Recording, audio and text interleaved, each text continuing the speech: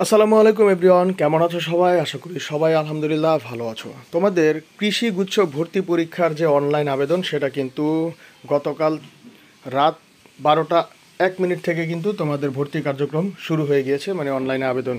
So এখন তোমাদেরকে ভাইয়া এই ভিডিওর মাধ্যমে বিস্তারিত দেখিয়ে দিব কিভাবে তুমি নিজেই ঘরে বসে খুব সুন্দরভাবে আবেদনটা করতে পারবা। তার আগে একটা কথা বলি, সবাই ভাইয়ার চ্যানেলটা সাবস্ক্রাইব করে ভাইয়ার সাথে থাকবা, কারণ তোমাদের নিয়েই আমাদের চ্যানেল।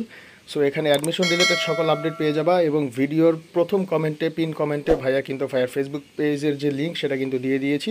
তোমাদের অনেক কোয়েরি থাকে, বিভিন্ন বিষয় জানার থাকে। সো ভাইয়ার সাথে যদি তোমরা কমিউনিকেট করতে চাও তাহলে অবশ্যই ফেসবুক পেজটা ফলো দিয়ে সেখানে তোমাদের যদি কোনো দরকার থাকে কোনো বিষয় জানার, সেটা মেসেজ করলেই হবে। সো যাই হোক, আর কথা না বাড়িয়ে আমরা চলে আসছি প্রথমে। দেখো, তোমাদেরকে যেটা করতে হবে, প্রথমে তোমার মোবাইলের একটা ব্রাউজারে যেতে হবে। সেখানে তুমি যে acas.edu.bd লিখে সার্চ দিলে তোমার সামনে কিন্তু এরকম একটা পেজ চলে আসবে। সো এখানে দেখতেই পাচ্ছ, গুচ্ছ পদ্ধতিতে কৃষি বিষয়ক ডিগ্রি প্রদানকারী বাংলাদেশের 9টি পাবলিক বিশ্ববিদ্যালয়ে ভর্তি। সো এরপরে তুমি স্ক্রল করে নিচের দিকে নামবা। ভাইয়া কিন্তু ফোনের মাধ্যমে কীভাবে করবা সেটাও দেখাচ্ছি। তুমি পিসিতে করো বা ল্যাপটপে করো, একই জিনিস। দেখো, তো নিচের দিকে নামলে তোমার এখানে দেখাবে প্রাথমিক যোগ্যতা যাচাই, এবং তোমাদের আবেদনের জন্য কতদিন বাকি আছে সেটা কিন্তু ডান পাশে লেখা থাকবে। সো তুমি প্রথমে যেটা করবা, প্রাথমিক যোগ্যতা যাচাই এই অপশনটার উপর একটা ক্লিক করবা। ক্লিক করার পর দেখবা তোমার সামনে এরকম একটা ইন্টারফেস আসবে, যেখানে বলবে এসএসসি এবং এইচএসসির তথ্য এটা তোমাকে দিতে হবে। আর একটা আসবে তোমার এইচএসসির তথ্য, এখানে দিতে হবে এইচএসসির। সো এটা হচ্ছে তোমাকে প্রথমে তোমার যোগ্যতা যাচাই করবে, ঠিক আছে? সো এই জন্য তোমার পাশের সন, board, roll number, registration number সব কিছু সঠিকভাবে পূরণ করে দিবা। পূরণ করার পর তুমি দেখো নিচের দিকে কর্নারে লেখা আছে যোগ্যতা যাচাই করুন। এই বাটনে যখন তুমি প্রেস করবা, প্রেস করার পরে তোমার সামনে এইরকম একটা ইন্টারফেস চলে আসবে। সো দেখতেই পাচ্ছ, একটু ভালোভাবে বোঝা ট্রাই করে, তোমাদের কেন্দ্র নিয়েও কিন্তু একটু কথা বলে দিব। সো দেখো, তোমরা এখানে দেখো লেখা আসবে এরপরে, অভিনন্দন, আপনি প্রাথমিক যোগ্যতা যাচাই সফলভাবে সম্পন্ন করেছেন। রেজিস্ট্রেশন প্রক্রিয়া পরবর্তী ধাপসমূহ সম্পূর্ণ করার জন্য সাইন আপ করুন। সো সাইন আপ করার জন্য তোমাকে কিন্তু তোমার একটা নিজের মোবাইল নাম্বার দিতে হবে, ব্যক্তিগত মোবাইল নাম্বার, যে মোবাইল নাম্বারে তোমার ভর্তি পরীক্ষার অ্যাডমিট কার্ড সহ বিভিন্ন আপডেটগুলো সেখানে চলে আসবে। আর একটা তোমাকে ইমেল আইডি দিতে হবে, সেটাও তোমার লাগবে, এবং সেটাও তোমার ব্যক্তিগত। আমি বারবার বলছি, ইমেল আইডি, মোবাইল নাম্বার অবশ্যই নিজের পার্সোনালটা ব্যবহার করবা। কেউ দোকান থেকে অ্যাপ্লাই করতে গেলেও কিন্তু দোকানের কোনো ইমেল বা মোবাইল ব্যবহার করবা না, বারবার বলে দিচ্ছি। সো এই দুইটা জিনিস লাগবে তোমার সাইন ইন করতে। তো যাই হোক, তুমি সাইন ইনে যখন ক্লিক করবা তখন তোমার সামনে এইরকম একটা ইন্টারফেস চলে আসবে, এবং সেখানে সাইন আপের ঘরে দেখো মোবাইল নাম্বার আছে, মোবাইল নাম্বারটা লিখবে, ইমেল আইডিটা লিখবা, লেখার পরে সাইন আপে তুমি ক্লিক করবা। সো সাইন আপে যখন তুমি ক্লিক করবা, তারপরে তোমার সামনে এইরকম একটা আসবে, তোমার জিমেইলের মধ্যে কিন্তু একটা ওটিপি চলে যাবে। সো সেই ওটিপিটা তুমি এখানে বসিয়ে দিবা, তারপরে তুমি এখানে সাবমিটে প্রেস করবা। সাবমিটে প্রেস করার পরে দেখবা তোমার সামনে এরকম একটা ইন্টারফেস আসবে, অভিনন্দন, তার মানে তোমার সাইন ইন প্রক্রিয়া কমপ্লিট। সো এখন আবার সাইন ইন করুন পুনরাতে, সেখানে তুমি একটা ক্লিক করবা। ক্লিক করার পরে তোমার সামনে এরকম একটা ইন্টারফেস আসবে, সেখানে তুমি তোমার পিন নাম্বার দিবা।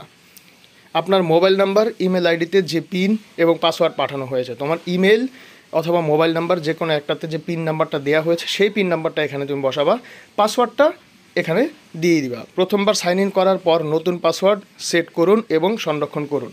দেখতেই পাচ্ছ এখানে কিন্তু বলেই দিয়েছে, সাইন ইন করার পরে তুমি কিন্তু নিজের ইচ্ছা মতো একটা পাসওয়ার্ড কিন্তু পরবর্তীতে ক্রিয়েট করতে পারবা। সো এখানে বলাই আছে, দেখো আপনার মোবাইল নম্বর এবং ইমেল আইডিতে যে পিন এবং পাসওয়ার্ড পাঠানো হয়েছে, তোমার মোবাইল এবং ইমেইলে যে পিন এবং পাসওয়ার্ডটা পাঠাইছে সেইটা দিয়েই কিন্তু তোমাকে এখানে সাইন ইন করতে হবে। সো এই জন্য বলতেছি, ব্যক্তিগত মোবাইল নাম্বার, ব্যক্তিগত জিমেল তুমি এখানে ইউজ করবা। এরপরে দেখো পাসওয়ার্ড সেট, তুমি যদি পাসওয়ার্ড পরিবর্তন করতে চাও, নিজের মতো পাসওয়ার্ড দিতে চাও, সেটাও কিন্তু এখান থেকে করতে পারবা। প্রথমবার তো তাদের পাসওয়ার্ড দিয়ে হয়ে যাবে, এরপর এরকম একটা ইন্টারফেস চলে আসবে। নতুন পাসওয়ার্ডের এখানে তুমি নিজের মতো একটা পাসওয়ার্ড দিয়ে দিবা, সেটা কমপক্ষে 6 ওয়ার্ডের হইতে হবে, 6টা অক্ষরের হতে হবে, ঠিক আছে? দেওয়ার পর তুমি এখানে সাবমিটে প্রেস করে দিবা। সাবমিটে প্রেস করার পর তোমার সামনে এরকম একটা ইন্টারফেস চলে আসবে, যেখানে দেখো প্রথমটা হচ্ছে তোমার একাডেমিক তথ্য, যেটা আমরা দিয়েই আসছি একটু আগে। কোটার নির্বাচনের ক্ষেত্রে তুমি এখানে সিলেক্ট করবা। তারপরে দেখো এরকম ইন্টারফেস আসলে তুমি দেখবা কোটা নির্বাচন করুন, প্রযোজ্য নয়, যাদের কোটা নাই তারা প্রযোজ্য নয় সিলেক্ট করবা, আর যাদের কোটা আছে তারা কোটায় সিলেক্ট করবা। সিলেক্ট করে সংরক্ষণ করুন এবং পরবর্তী পৃষ্ঠার ধাপ সেটাই ক্লিক করবা। এরপরে তোমার সামনে এরকম একটা ইন্টারফেস চলে আসবে, যাদের কোটা আছে, কোটার ক্ষেত্রে কোটা প্রকার এখানে দেওয়া আছে, কার কোন কোটা আছে সেটা সিলেক্ট করে এখান থেকে বসাই দিতে হবে। কোটা প্রকার 2 যদি থাকে তাহলে সেটাও বসাই দিতে হবে। অনেকের দেখা গেছে ডাবল কোটা থাকে, কেউ হয়তো বা দেখা গেছে যে মুক্তিযোদ্ধা কোটাও আছে, তারপরে আবার দেখা গেছে যে প্রতিবন্ধী কোটাও আছে, অথবা পিডিকিউ কোটা আছে, এরকম থাকতেই পারে। সো এই 2টা কোটা হোক বা একটা কোটা হোক, যার যেটা আছে সেটা এখানে দিয়ে তারপরে কিন্তু সংরক্ষণ করুন এবং পরবর্তী পৃষ্ঠার ধাপে ক্লিক করবা। এরপরে তোমাদের সামনে দেখো এরকম একটা ইন্টারফেস চলে আসবে। সেখানে দেখো তোমাদের লেখা আছে ভাষা এবং ঠিকানা।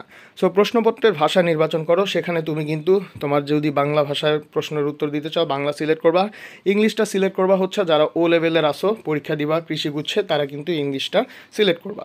এরপরে তোমার বর্তমান যে ঠিকানা আছে তুমি যেখানে থাকো সেই ঠিকানাটা এখানে লিখে দিবা, তারপরে সংরক্ষণ করুন এবং পরবর্তী পৃষ্ঠার ধাপে ক্লিক করবা, সেখানে চলে যাবা। চলে যাওয়ার পরে তোমরা দেখো এখানে লেখা আছে একাডেমিক তথ্য কেন্দ্র নির্বাচন। কেন্দ্র নির্বাচন জিনিসটা আমি একটু বুঝিয়ে বলি। তোমাদের টোটাল 7টা কেন্দ্র এখানে সিলেক্ট করতে হবে, 7টাই দিতে হবে তোমাকে। 1 নাম্বার তোমার হচ্ছে, আমি একটা কথা বলি, কেন্দ্র চয়েস মানে যে ভাইয়া ভার্সিটি চয়েস দিব বিষয়টা এরকম না। তুমি চান্স পাওয়ার পরে পরবর্তী স্টেজে যারা টিকবা তখন তোমার কিন্তু ভার্সিটি চয়েস চাইবে অনলাইনে। এখন কিন্তু কোনো ভার্সিটি চয়েস দিতে হবে না, এখন জাস্ট পরীক্ষার কেন্দ্র। এখন তোমার বাসার কাছে যাতায়াতের সুবিধা এই রকম যে কেন্দ্রটা থাকবে সেটা তুমি সবার আগে দিবা। এখন দেখা গেছে সবাই কিন্তু পছন্দে 1 নম্বরে যেটা দিবা সেটাতেই যে পরীক্ষা দিতে পারবা, ব্যাপারটা এরকম না। তোমরা কেন্দ্র অনেকেই সিলেক্ট করবা, অনেক হাজার হাজার পরীক্ষার্থী এখানে আবেদন করবে, তার মধ্যে দেখা যাবে কেন্দ্রের যে ধারণ সংখ্যা সেটা যদি ধারণ ক্ষমতা যদি হয়ে যায় তো দেখা গেছে যারা আগে আবেদন করছে তারা কিন্তু তাদের চয়েস অনুসারে প্রথমটাই পাবে। তো সেখানে এইরকমই হচ্ছে বিষয় যে যত আগে আবেদন করবে সে কিন্তু চয়েস অনুযায়ী সেই জায়গাটায় আগেই কিন্তু কেন্দ্র হিসেবে নির্ধারণ করতে পারবে। পরবর্তীতে সেই কেন্দ্র যদি ফাঁকা হয়ে যায়, তোমার 1 নম্বর চয়েস থাকলে তুমি সেখানে পরীক্ষা দিতে পারবে না, তোমাকে হয়তো বা 2 নম্বরে যেতে হবে। এটাই হচ্ছে কথা। সো যাই হোক, তারপরে তোমার কাছাকাছি একদম খুব কাছে বা সুবিধা হয় সেটা 1 নম্বরে দিবা, তারপরে আরেকটা কোনটা সুবিধা হয় এরকম করে করে একদম সর্বশেষ দূরে যেটা হয় সেটা 7 নম্বর, 6 নম্বর, 5 নম্বর এই সিরিয়াল বাই দিয়ে দিবা। এর পরবর্তী পেজে আমরা চলে আসি। দেখো এখানে লেখা আছে তোমাদের ছবি আপলোডের বিষয়। ছবি আপলোডের ক্ষেত্রে এখানে দেখো ছবির যে সাইজ সেটা কিন্তু 300x350 পিক্সেল হতে হবে এবং ছবিটির সাইজ অবশ্যই 50 কিলোবাইট বা তার কম হতে হবে। তারপরে দেখো ছবির ব্যাকগ্রাউন্ড এক রঙের হতে হবে, যে কোনো একটা কালার হইতে হবে, হোয়াইট হইতে পারে, ব্ল্যাক হইতে পারে, অথবা যে কোনো কালারই হোক কিন্তু সেটা এক কালারের হতে হবে।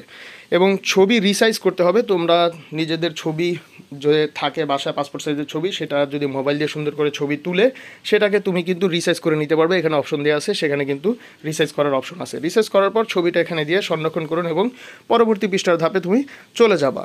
এরপরে চলে আসে পুনর্মূল্যায়ন ও চূড়ান্ত জমা নামে একটা ধাপ। সেখানে দেখো তোমার এখানে সব কিছু দেখাবে, ছবি টবি বসানোর পরে, ছবি আপলোড করার পরে এরকম দেখাবে। তারপরে এরকম পুনর্মূল্যায়ন বিষয়, এখানে তুমি যা যা এতক্ষণ সিলেক্ট করেছো সব কিছু এক নজরে দেখাবে। সব কিছু যদি ঠিক থাকে তাহলে তুমি কিন্তু এখানে দেখো প্রসিড বা সাবমিট যে অপশনটা থাকবে নিচের দিকে সেই অপশনে ক্লিক করবা। ক্লিক করার পরে তোমার সামনে এরকম একটা ইন্টারফেস চলে আসবে। এখন আসো আবেদন ফি।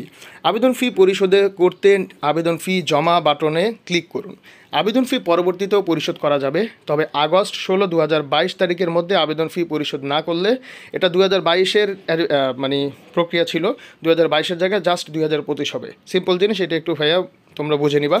সো তোমাদের যে অ্যাপ্লাইয়ের লাস্ট ডেট আছে বা অ্যাপ্লাইয়ের ডেট সেটা এখানে লিখাই থাকবে। তুমি যখন আবেদন করতে যাবে সেই ডেটের আগেই কিন্তু তোমাকে আবেদন ফি জমা দিতে হবে।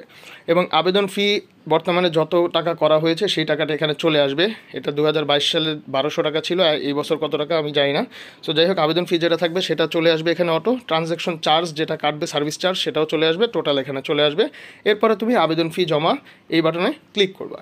ক্লিক করার পরে তোমার সামনে এরকম একটা ইন্টারফেস চলে আসবে। আপনি কি পেমেন্ট প্রক্রিয়া শুরু করতে চান? যদি তুমি এখন পেমেন্ট করতে চাও হ্যাঁতে প্রেস করবা, এখন যদি না করে পরবর্তীতে করতে চাও সেটা নাতে প্রেস করবা।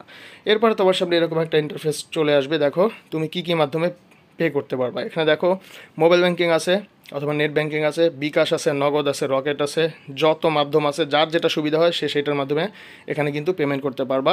সো ভাইয়া একটু দেখাই দিচ্ছি, বিকাশ থেকে পেমেন্ট করবা। বিকাশের উপরে ক্লিক করলে তোমার এখানে বিকাশের যে অ্যাকাউন্ট নাম্বার সেটা চলে আসবে। মোবাইল নাম্বার বসানোর পরে তুমি কনফার্মে প্রেস করলে তারপরে তোমার যে এখানে একটা পিন নাম্বার চাইবে সেটা দিয়ে দিলেই কিন্তু বিকাশ দ্বারা পেমেন্ট হয়ে যাবে। তো এই হচ্ছে তোমার কৃষিভুক্ত গুচ্ছ বিদ্যালয়গুলোর যে অ্যাপ্লাই প্রসিডিউর, সেটা কিন্তু ভাইয়া খুব সুন্দরভাবে বলেই দিলাম। তুমি চাইলেই কিন্তু বাসায় বসে নিজেই আবেদন করতে পারো। তোমার শুধু দোকানে যে 100 টাকা 150 টাকা বেশি দেওয়ার কোনো মানে নাই। আর অবশ্যই যেটা বললাম ভাইয়া, মোবাইল নাম্বার, ইমেল অ্যাড্রেস নিজের যেটা ভ্যালিড সেটা ইউজ করবা, অন্যটা ইউজ করবা না। কারণ তোমার ভর্তি প্রক্রিয়ার যত আপডেট খবর আছে সব কিছু কিন্তু তোমার ইমেল এবং ফোন নাম্বারেই মেসেজ হিসেবে চলে আসবে। সো যদি ভিডিওটা ভালো লাগে অথবা হেল্পফুল মনে হয়, সবাই ভাইয়ার চ্যানেলের সাথেই থাকবা সাবস্ক্রাইব করে। আর কোনো বিষয় জানা থাকলে অবশ্যই ফেসবুক পেজে কমেন্ট করবা ভাইয়াকে। ভাইয়ার ফেসবুক পেজ আছে নিচে কমেন্ট বক্সে প্রথমে, সেই ফেসবুক পেজে কিন্তু তোমরা মেসেজ করলে ভাইয়া কিন্তু তোমাদেরকে রিপ্লাই দেবে ইনশাল্লাহ। কারণ এত মানুষের রিপ্লাই আসলে কিন্তু আমি ভিডিওতে যারা কমেন্ট করে সবাইকে তো দেওয়া সম্ভব না। সো যাই হোক, ফেসবুকে কিন্তু ভাইয়ার অবসর টাইমে তোমাদেরকে মেসেজগুলো দিয়ে দিতে পারবো। সো আজকে এ পর্যন্তই, আল্লাহ হাফেজ।